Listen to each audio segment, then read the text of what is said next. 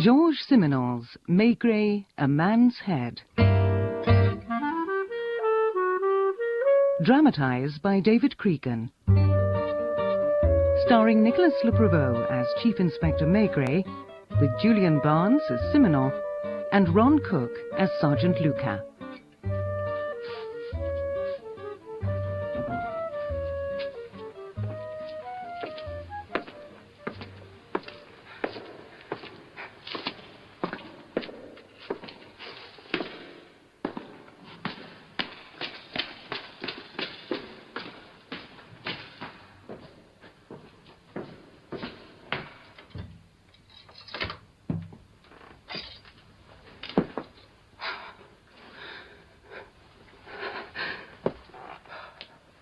No light.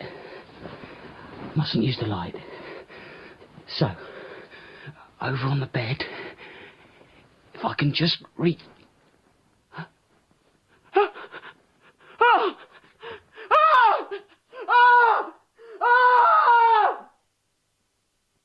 I never believed he did it, Simenon. You arrested him and nearly got him executed. The trail that led to him was so terribly clear. Poor simple fool.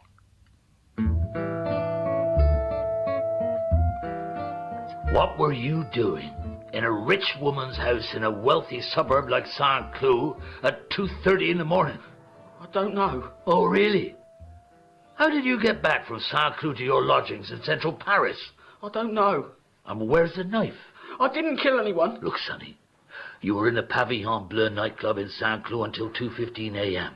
Later, in the old widow's house, your shoes left footprints like an elephant's all over the place. Your fingerprints were on her body and also on her maid's. You had their blood on your clothes from the 18 stab wounds.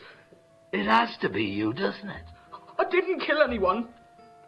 Or is there someone in this with you? I didn't kill anyone. And he didn't steal anything, Simenon.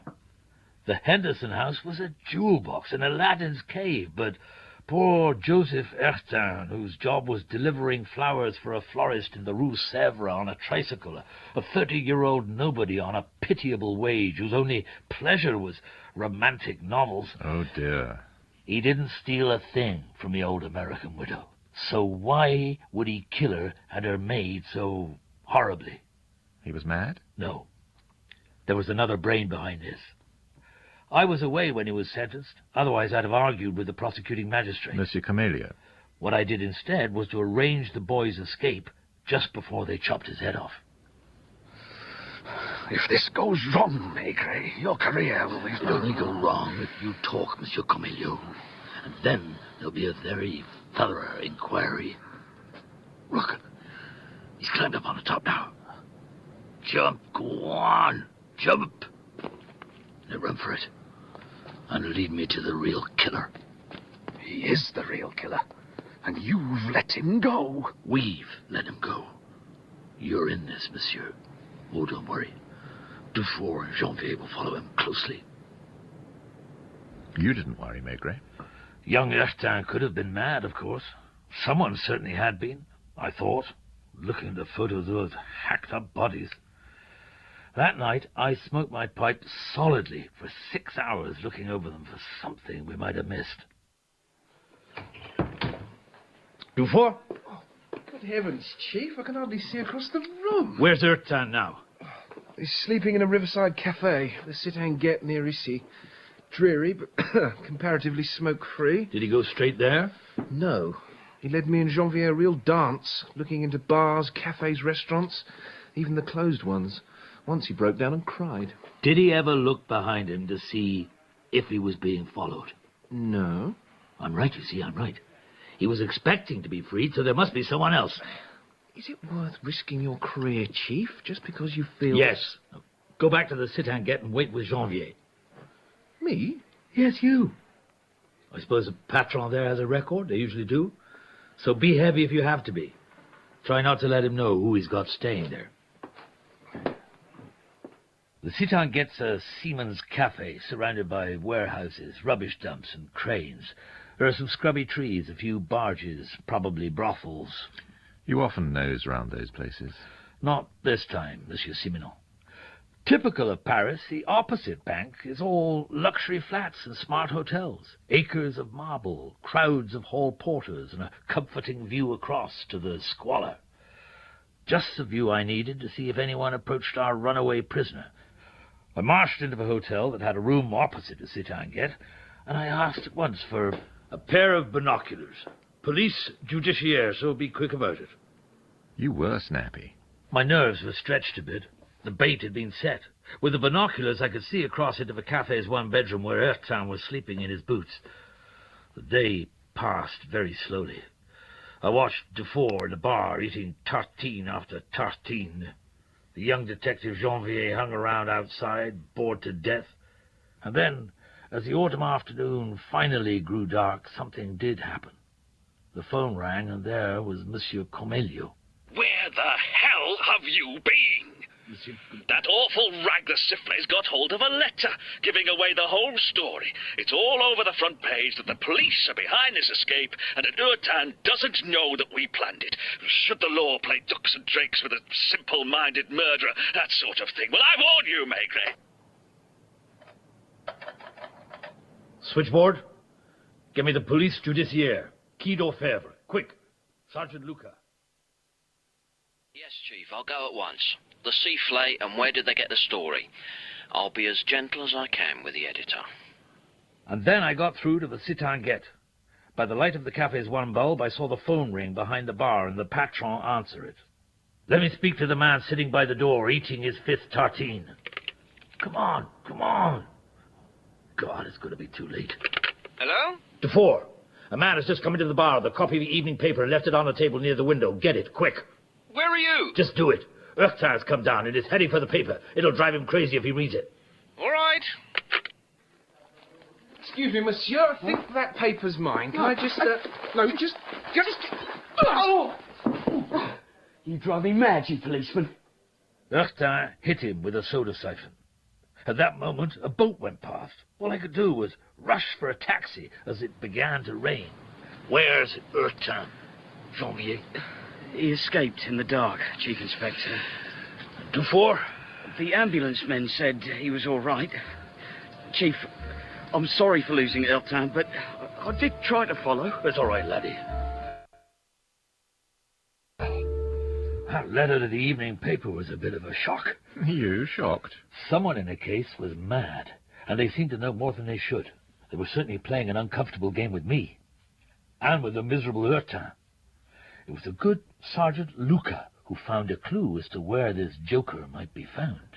The American bar of La Coupole in the Boulevard Montparnasse. Oh, high society. The editor of the Sifflet got an anonymous letter at lunchtime casting doubt on the official reports and claiming that you, Chief Inspector, were responsible for, I quote, this melodramatic farce.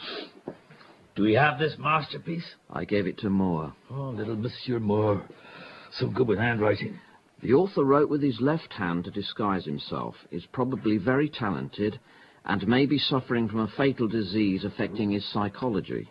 Lord. He may also speak several languages. Remarkable man, little Moore. Although the address has been cut off, the writing paper comes from the American bar of La Coupole and has a stain made by a café au lait. The case is practically solved then. Where's your pipe? I left it in the hotel. You don't look yourself without it. The American bar La Coupole is hardly your sort of place, Maigret. The chattering wealthy, sipping expensive cocktails, men with cigarette cases, women with cigarette holders. Most people seem to stand or sit on bar stools. It was a bustling, pointless crush when I was there at lunchtime. It gets like that.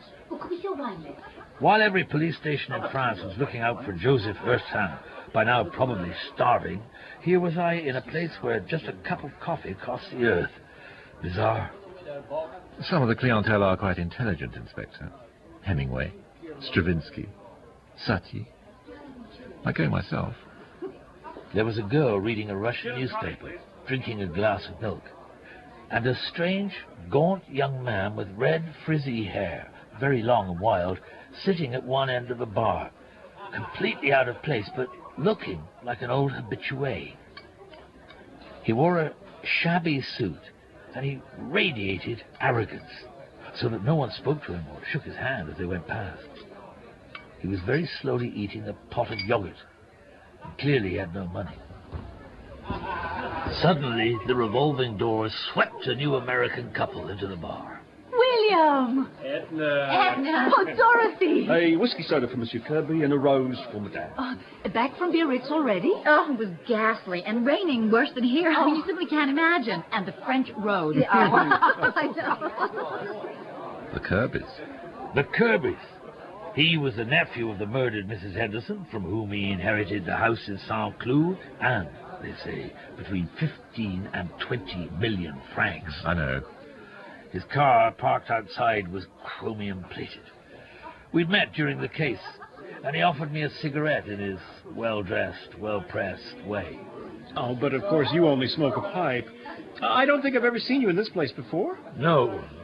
My wife would love to speak to you again. And come and meet Edna Reichberg, whose father makes paper in Stockholm.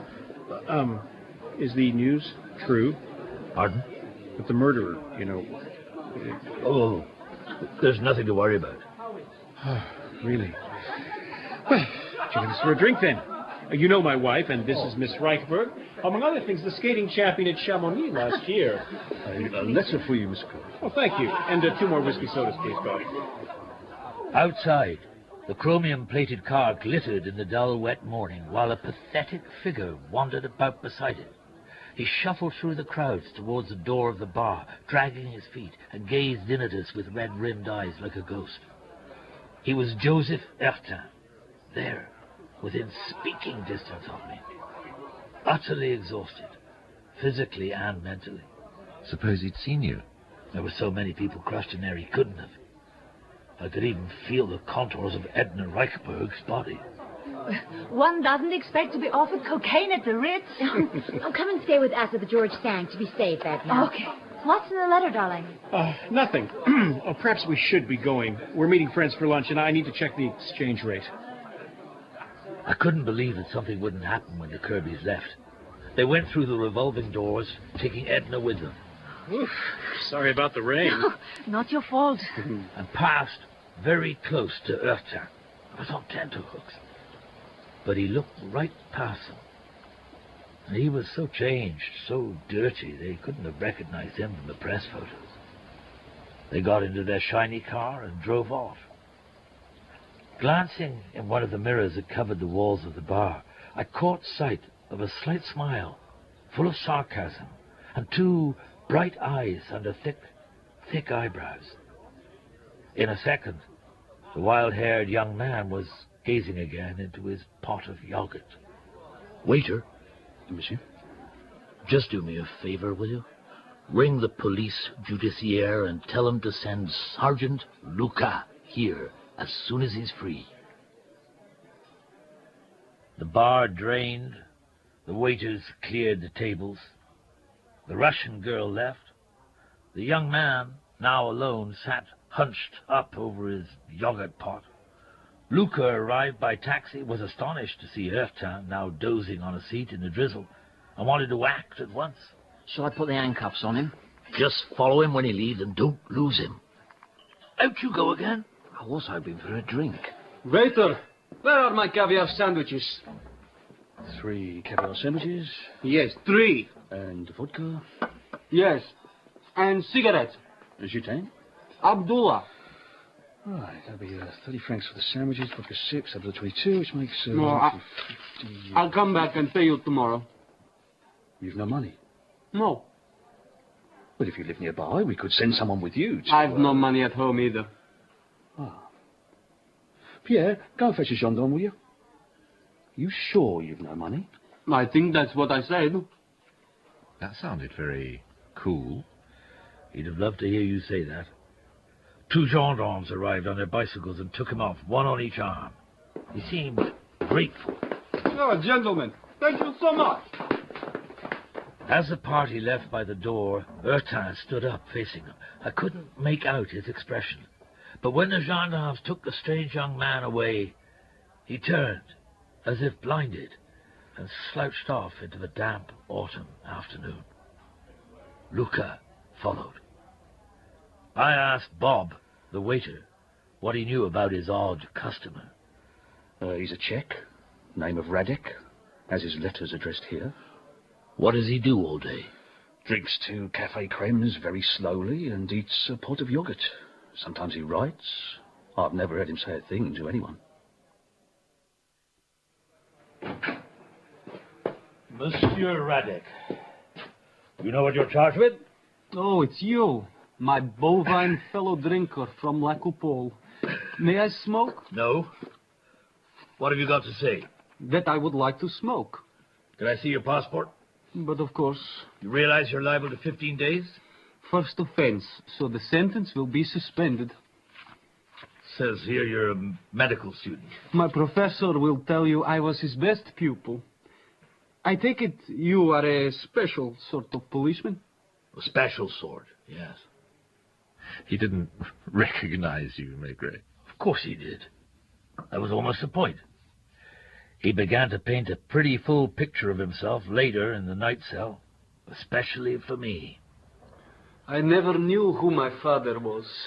My mother worked as a domestic servant in Brno. You know where that is?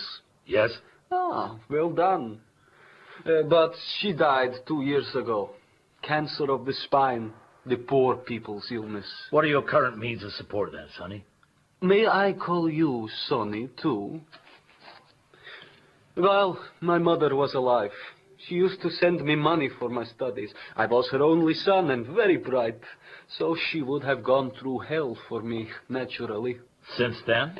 I have given up work, though sometimes I get translations. I am very clever, Chief Inspector. Does the editor of the Sifflay think so? Oh, I'm afraid I don't understand.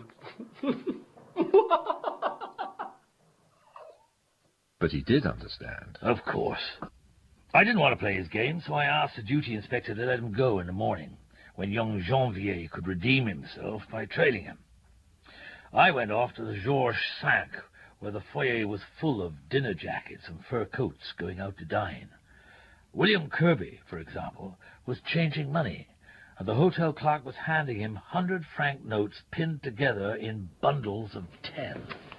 Huh. Oh, you don't want me, Inspector. Not unless you know a man called Radek. Here's my wife. Ask her. We're dining with friends. Is something wrong? I'm looking for a Monsieur Radek. Does he live here? I doubt it. Well, that's enough cash for one evening, I think. Excuse us moving, won't you? But they brought the car around. So, that was that. Home to bed. Pleased? No. There was a diseased mind working here. In the morning, I fended off hysterical calls from Monsieur Comelio. The local inspector in Montparnasse let Radek go to be trailed by Janvier. Dufour rang to say that he'd need a wig to cover the soda siphon wound, and I waited for a call from Luca. It had been 16 long hours since he'd followed after Heurtin. But, of course, good sergeant that he was... I'm at Nandy, a drafty little place 35 kilometres from Paris, and I've walked every bloody centimetre. Last night was wet, as you might have noticed, and the car splashed by me every 30 seconds as I followed Heurtin. He must be utterly exhausted since he was worn out when we started. But after wandering about, he finally settled on following the Seine back to his home village. I've been there. So have I, at 6 o'clock this morning. When he got home, which is a pretty miserable roadside cafe, he went round the back, down into an old wattle and daub outhouse, where you might keep a couple of goats. When his father opened up this morning, I'll swear he didn't know his son was out there. Go back and see if anyone contacts him. My socks are like sponges, Chief. If we lose Heurtin again, that'll finish me, Luca. Enjoy yourself. Young Janvier was not as experienced as Luca, so Radek gave him the slip very easily. I don't understand it, Chief. One minute he was there, and the next minute he was... Never mind, laddie. Just go to La Coupole and wait till I join you. Radek is probably there already. Ah, Chief Inspector, do you like my haircut? Of course you do. And you wonder how I managed to afford it. Barman, 6 caviar sandwiches, some vodka, and another packet of Abdullah. I'm afraid I have no change. Just 100-franc note. Can you handle that? I'm sure we can. Funny, isn't it? If I were a flashy layabout like some of those sex-obsessed playboys you saw in here yesterday, they would have taken my order on credit without a glimpse of cash. Your change? Oh, keep it. You'll probably have to lend it to someone we know. And now, let me give you some advice, Chief Inspector. And you too, young man, hiding so extravagantly behind that newspaper. Me? Come over, Janvier. And have a sandwich. Oh, thank you very much. Now, Mrs. Henderson and her maid. You go on poking about, Chief Inspector, but you haven't got the faintest idea how it happened. For instance, you haven't noticed the part that the River Seine plays in this. Saint-Cloud is by the Seine. Artin's lodgings are by the Seine. The Citangate is by the Seine. That is, so the papers say. Even his parents' house at Nandy is by the Seine. And you are at a complete loss to know what I am up to, aren't you? Am I anxious to be arrested for the crime myself? But how can I be brought in? I've nothing to do with Ertin. I've nothing to do with the Lucky Kirbys, nothing to do with Mrs. Henderson and her unlucky maid. All you can bring against me is that yesterday afternoon, Joseph Ertin was wandering about outside, possibly looking for me, or was he? Or wasn't he? Or was he? Was he mad? Probably no more than you or I. He passionately wanted to reveal how clever he was. You do the same. It goes with the profession. He went on, and neither Janvier nor I said anything. Just imagine. An intelligent man, more than intelligent, with nothing to do, who just spends his days sitting and thinking. Are you ready to admit that you are groping in the dark and I am not? I'll give you a reason for arresting me. Here and now. Look. He put his hands in his pockets and brought out a lot of 100-franc notes, pinned together in bundles of 10, and threw them at me. There. Brand new. You can easily check them. Could you make a little less noise, monsieur? The customers are beginning to arrive. Oh, would you like to arrest me here, in front of the ritzy George Sankey crowd of featherbrains? You would, but you haven't got any proper evidence at all. Only a puzzle. Listen, Sonny. We'll meet again. Don't you worry. And I hate Abdellahs.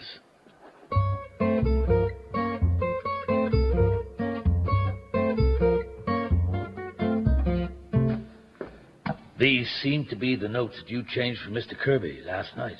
As far as I can tell, they are, but there were many more than that. Is Mr. Kirby in? He just went out. Did he go out earlier? Have visitors make phone calls? No, sir. How did all that money last night in Kirby's wallet get into Radek's pocket when he'd been in prison? Wyatt Radek wanted me to know.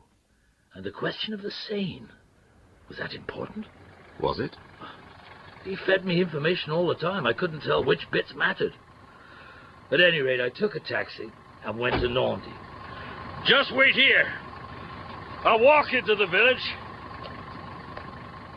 It was one long street with a cafe bar in the middle of it. There was a sign, Évariste Ertin, Joseph's father. He never wrote to him in prison, you know. Was there trouble between them? Just Puritan morality. You have a touch of that, Maigret. I sometimes see you as the wrath of God. That's because you made me wear a long overcoat. The bar smelt mouldy, and Évariste was standing there still and blank as a statue. You're police. I know you. You better come up to the bedroom and talk to your friend. I looked into the damp room upstairs. In the corner was an old woman sobbing in a chair. Hertin lay on the bed, still and white. The doctor was bending over him. What happened, Luca? After I phoned you, the father discovered him in the shed. He told him to leave as he'd blackened the family name. The mother spent some time with him, and then later someone went back. The father, I think. He was horrible, Chief. He'd hanged himself with a piece of string from a nail. The father cut him down quickly, and I got the doctor. Will he live? The doctor hopes so. You policeman! He swore to his mother. He swore he was innocent and she didn't believe him. That's why... It was you who did it, Ebenezer! You killed my darling boy! It was you! Our murderer has effect beyond Saint-Cloud, you see.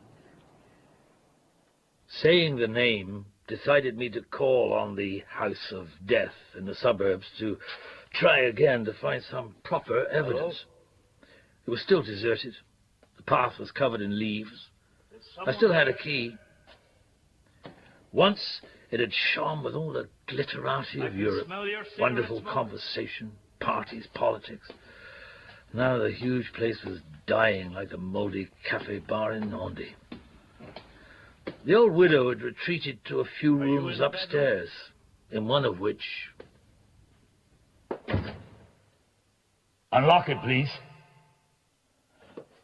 I don't want to break it down, so... Oh, my God.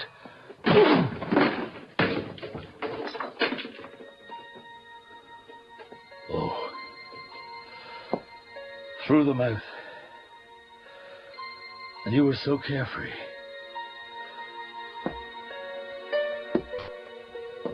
Your gun, of course, was chromium-plated. Miss Eichberg? Yes? I'd like to speak to Mrs. Kirby alone. Of course. What is it? Did you know your husband was going to Saint-Cloud today? No. He couldn't bear even the thought of going there. I'm afraid I have to tell you that he's taken his own life and has done it in his aunt's bedroom. Edna? Edna, help me. Please. You were pretty brutal, Maigret. I had my own troubles. An interview with Monsieur Comeliot. We've reached the point where you start to write your resignation letter, Maigret. And then Janvier. He was drunk with Radek in La Coupole. The high life. It's all right, Chief. Leave it to me. Something for you, Chief Inspector? Radek? Barman? How long is it since you were in Saint-Cloud? Oh, I have never been in Saint-Cloud. There's another corpse there now. You mean, who is the lucky fellow? Fellow? Or woman? William Kirby. Oh, fill up the glasses, Bob. The charming rich are dying like flies. Here, you two women, whores.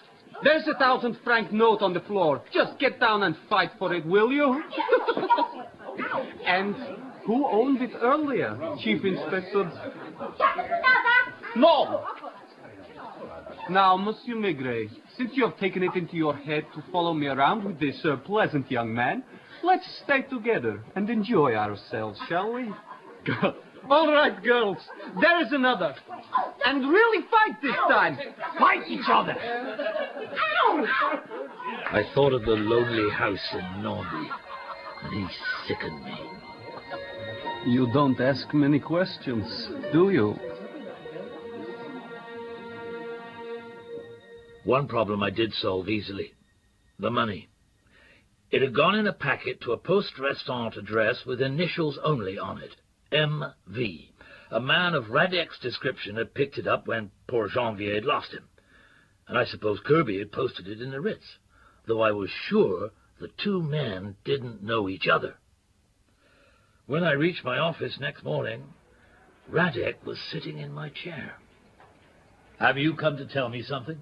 I thought you ought to know that when his aunt was murdered, the debonair William Kirby was up to his ears in debt. You didn't know that, did you? 600,000 francs. Even Bob the barman lent him money. But you see, with the right surname, you can live without cash for years. especially if you have winning ways. And William had both the name and the ways. Oh, he did. Any girl he liked, he had. And his wife didn't realize. She didn't even know that Swedish Edna was his mistress, and he wanted to divorce poor Dorothy to marry her. That was the one thing he needed hard cash for. Only a truly rich man could marry a Swedish heiress. And he wasn't rich. Not then. He is now, of course. He's committed suicide. Remorse, of course, or fear. What do you want to tell me, Monsieur Radek? Well, nothing, exactly. All this time, poor Joseph Hertin would be earning a mere 600 francs a month for pushing a bike around the streets of Paris for 12 hours a day. And you? Oh, me? I was deserted. But what's to become of Hertin? The guillotine, of course, for a man who only earns 600 francs a month. That's how it goes. Yet if you took me, Chief Inspector, that would be a hero's death. You can't take me, of course, because I never knew Kirby. I never knew his aunt. No one in St. Cloud has ever seen me. Well, haven't you anything to say to me? No. You aren't all that clever, really. I am. Though there are diseases of the spine. You never considered going into politics? And share my godlike talent with others? Discussing and not acting? Only once in the next 3 days did I let him out of my sight, the day of Kirby's funeral. That night, he came to La Coupole quite late, had a coffee, and then took a taxi, waiting, as usual, for me to take another and follow him. We went to the dreary Sit-en-Guette. Radek sat on a bollard opposite the place, and I moved up beside him. Ah, who is following who, Chief Inspector? You, me, or me, you? Cigarette? Oh, I forgot. Now, who could this be? Wait here, will you? I wonder why the rich Mrs. Kirby is slumming it here. It's so undignified. She went up to the only bedroom where Hertin had slept. Through the shabby curtains we could see her tearing at the mattress. After half an hour, she came down, throwing money at the patron, and set off in her taxi.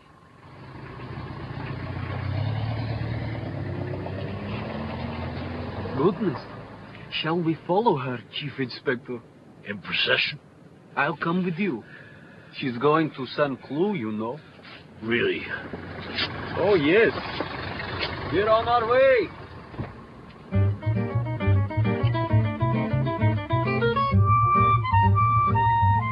I told you. She's gone into the house. Aren't you going to go and see what she does? Suppose they find another corpse in there tomorrow. Ah, too late. She's coming out again.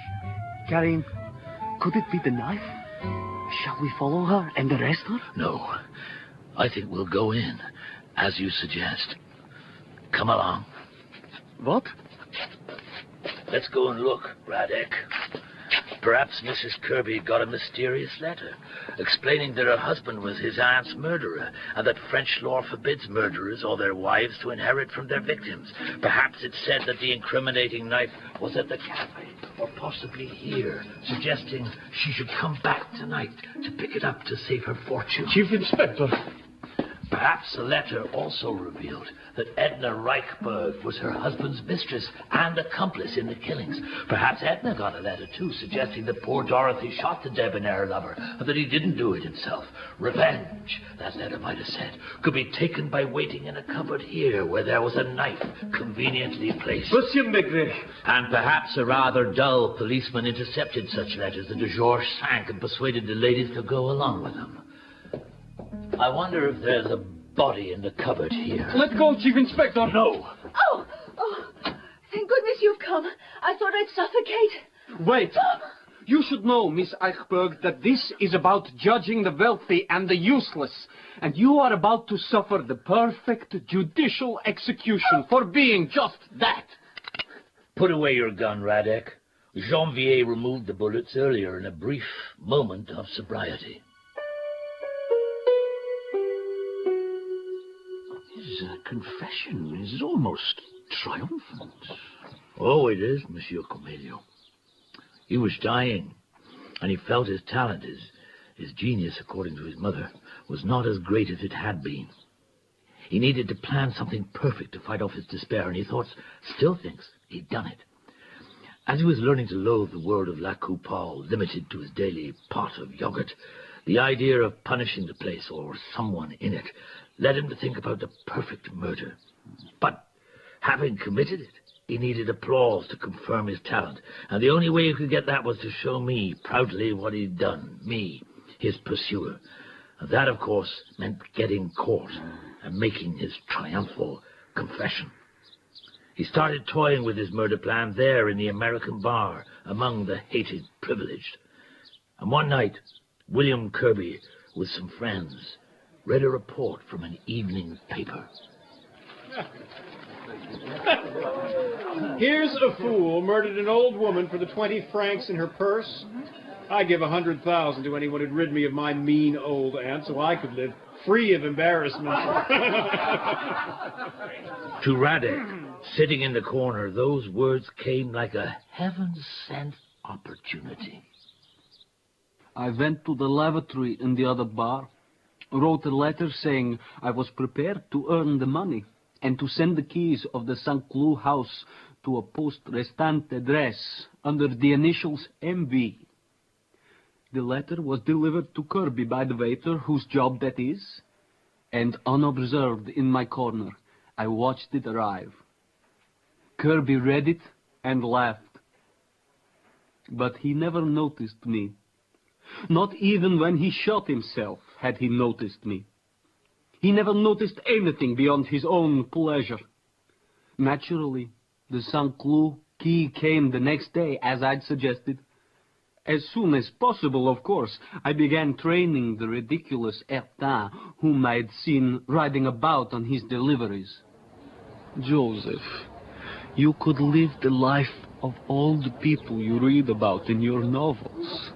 All you have to do is to reach out for the money and the jewels someone will leave lying on the bed, and it will be yours.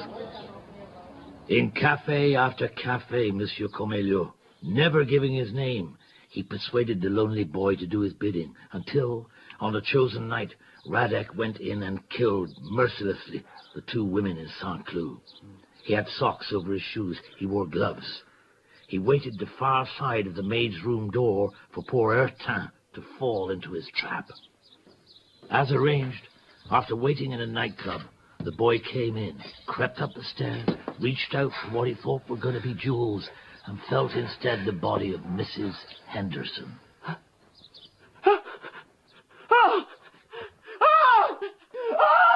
Joseph, stop that! Come through here and reach for the jewels on this other bed.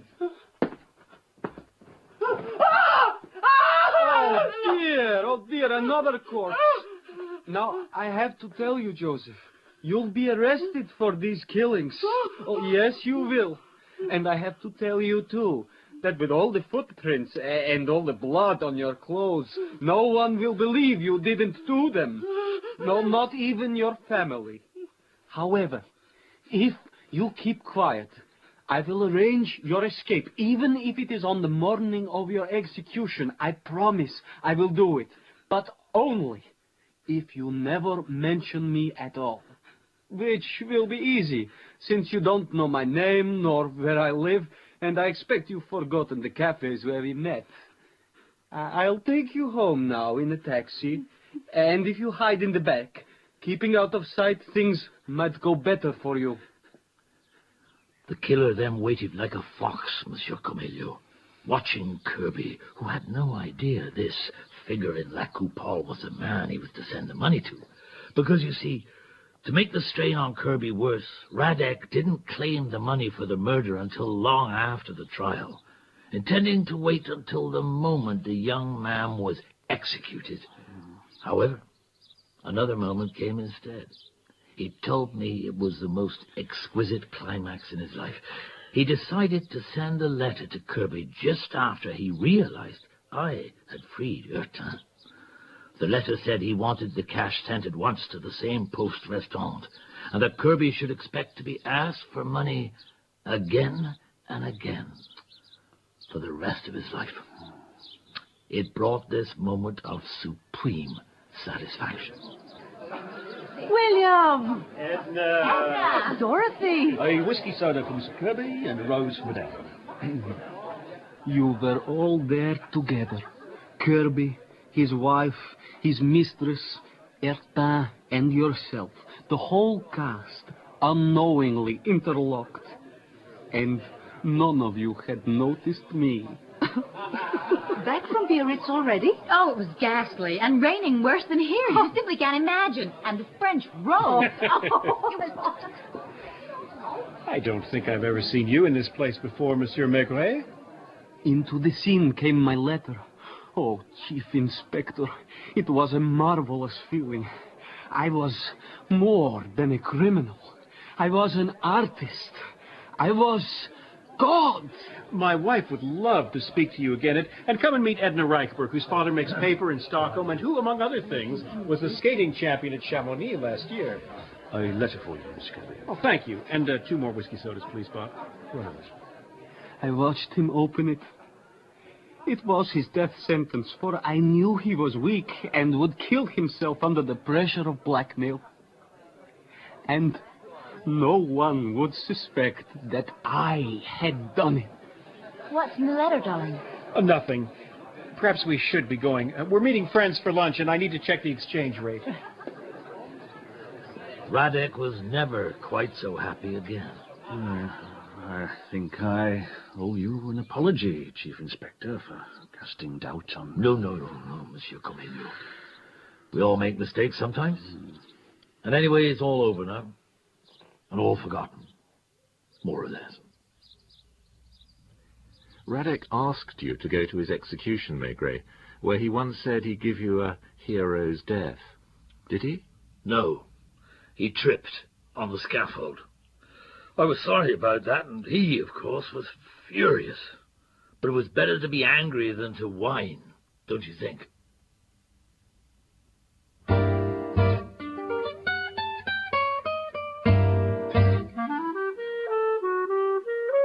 Georges Simenon's Maigret, A Man's Head was dramatized by David Cregan, from the translation by Geoffrey Sainsbury. Nicolas Le Prevost was Chief Inspector Maigret, and Julian Barnes was Georges Simenon. Sergeant Luca was played by Ron Cook, and Radek by Ifan Meredith. Mr. Kirby was played by Paul Burchard, and Carmelia and Bob by Philip Fox. Ertin and Janvier, Tom George. Edna and the mother, Jane Whittenshaw. Mrs. Kirby was played by Beth Chalmers, and Dufour, Évariste, and the clerk by Ben Crow. The music was by Lucinda Mason-Brown. The director was Ned Chaillet.